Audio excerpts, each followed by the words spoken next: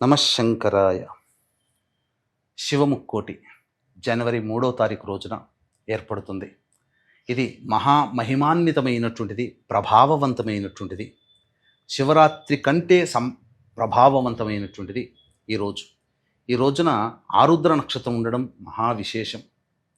కావున ఈ రోజున ఈశ్వరుడికి గంజివార్చినటువంటి అన్నముతో అభిషేకం చేసిన, లేదా గంజివార్చినటువంటి అన్నమును తేనె కలిపి శివలింగముగా తయారు చేసి, ఆ శివలింగానికి ఆవునేతి, శుద్ధమైన ఆవునేతిని అద్ది, అప్పుడు నమక చెమక మంత్రాలతోనైనా కానీ, పంచసూక్తాలతోనైనా కానీ, లేదా నమశంకరాయ నమశంకరాయ అనుకుంటూనైనా కానీ ఆ ఈశ్వరునికి అభిషేకం జరిపించండి.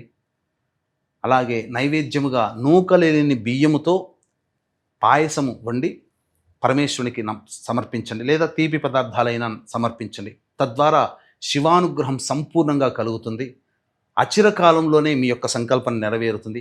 ఆ చేసినటువంటి శివలింగాన్ని దగ్గరలో ఉన్నటువంటి తటాకంలో కానీ, నదిలో కానీ, సరస్సులో కానీ, చెరువులో కానీ నిమజ్జనం చేయవచ్చు. లేదు ఇవేవి దొరకనప్పుడు బకెట్లోనైనా శుద్ధమైన నీటిని తీసుకొని ఆ నీటిలో పూజ చేసిన శివలింగాన్ని మీరు అందులో వేస్తే అది పూర్తిగా కరిగిపోతుంది. తదనంతరం ఎవరూ తొక్కనటువంటి ప్రదేశంలో ఆ నీటిని, ఆ అన్నముతో సహా ఉన్నటువంటి నీటిని వేయండి.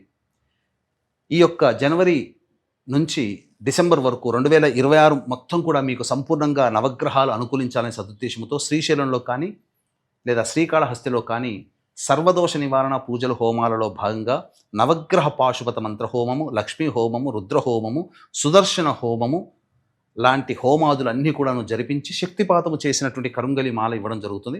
అవకాశం ఉన్నవాళ్ళు స్క్రీన్పై కనిపిస్తున్నటువంటి నెంబర్కి కాంటాక్ట్ చేసి మీ గోత్రనామాదులు నమోదు చేసుకోవచ్చు.